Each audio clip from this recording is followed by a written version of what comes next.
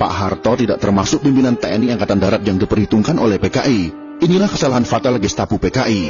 Soeharto sebagai pimpinan pasukan cadangan pada saat itu.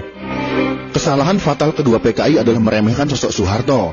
Secara militer juga tamat karena hanya jadi panglima pasukan cadangan. Underestimate terhadap Soeharto juga disebabkan karakternya yang tidak menonjol. Soeharto tidak terseret dalam faksi tertentu di Angkatan Darat. Soeharto pada saat itu tidak memiliki pasukan yang siap untuk berperang.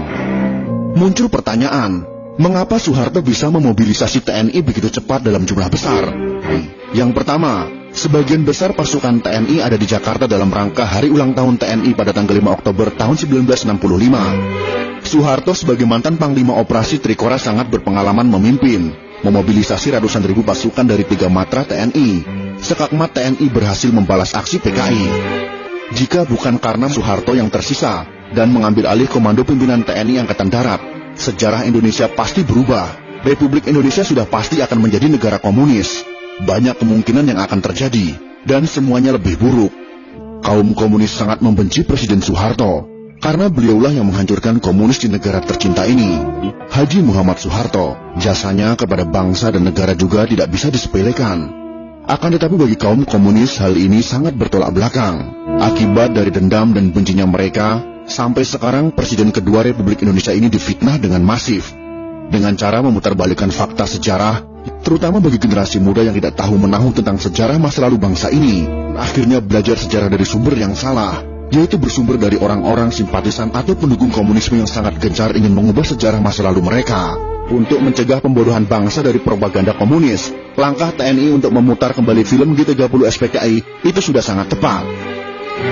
Beberapa pemimpin dunia yang memuji Presiden Soeharto dalam pernyataannya. Lee Kuan Yew, mantan Perdana Menteri Singapura, juga mengatakan, Pak Harto pemimpin luar biasa. Beliau harus mendapat tempat terhormat dalam sejarah Indonesia.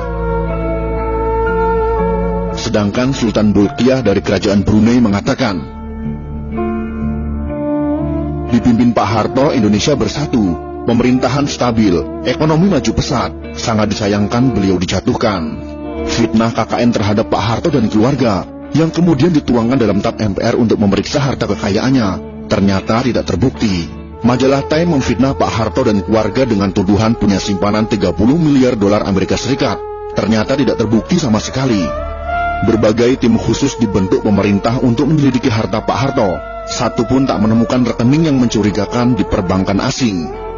Silahkan cari kemana saja, jika terbukti saya ada simpanan 1 sen saja, saya siap dihukum mati, kata Pak Harto. Semua tuduhan itu adalah fitnah.